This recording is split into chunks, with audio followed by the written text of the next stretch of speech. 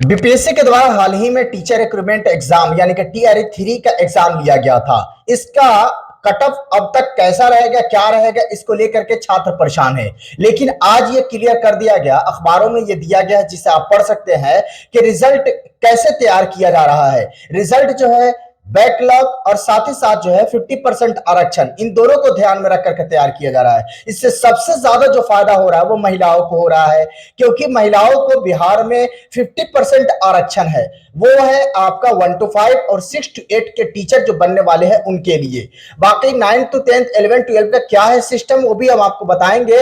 लेकिन यहां पर जो स्पष्ट किया गया है कि इस बार जो रिजल्ट दिया जा रहा है इसमें ज्यादा से ज्यादा महिलाओं को मौका मिलने का चांस बढ़ रहा है। इसके पीछे का रीजन है कि एक तो है 50% आरक्षण और दूसरा है बैकलॉग से भी महिलाओं को शामिल किया जाएगा इस शिक्षक बहाली में। ऐसे में महिलाएं ज्यादा से ज्यादा इसमें बहाल हो सकते हैं, इसके बारे में कहा गया है। अब ये बैकलॉग क्या है इसको जरा समझिएगा, क्योंकि ये बहुत इंपॉर्टेंट है समझना कि इसके माध्यम से महिलाओं को कैसे ज्यादा फायदा हो रही है।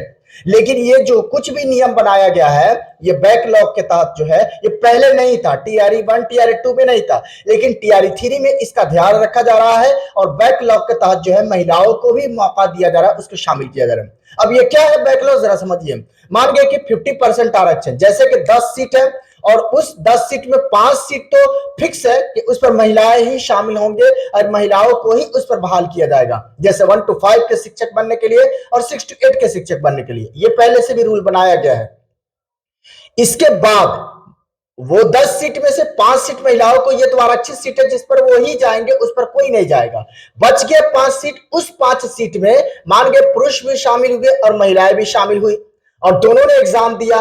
पुरुषों का नंबर जो है 10 नंबर आया और वहीं पर कोई महिलाओं का नंबर जो है उसमें 11 नंबर आ गया, तो फिर वहां पर पुरुष को जगह मिलने के बजाय महिलाओं को जगह मिलेगी। यानी कि यूं कहा जा सकता है कि बाकी के 5 सीट जो आरक्षित सीट नहीं है महिलाओं के लिए, वहां पर अगर पुरुष कम नंबर लाते हैं और महिलाएं ज्यादा नंबर लाती है तो फिर वहां पर पुरुष को हटना पड़ेगा, उस जगह पर महिलाओं को मौका दिया जाएगा और वो वहां पर बहाल होंगे। ऐसे में कहा जा सकता है कि मान गए कि 5 सीट तो महिलाओं को आरक्षित सीट है, बिल्कुल है, और बचा हुआ 5 सीट जो है जिस पर पुरुष को दावेदारी पेश करना है, उसमें महिलाओं को भी दावेदारी पेश करने के लिए कहा जा रहा है। अगर अच्छा नंबर एक दो छात्राएं, एक दो महिलाएं भी ले देती है पुरुषों से, तो वो 2 सीट भी महिलाओं के लिए चला जाएगा।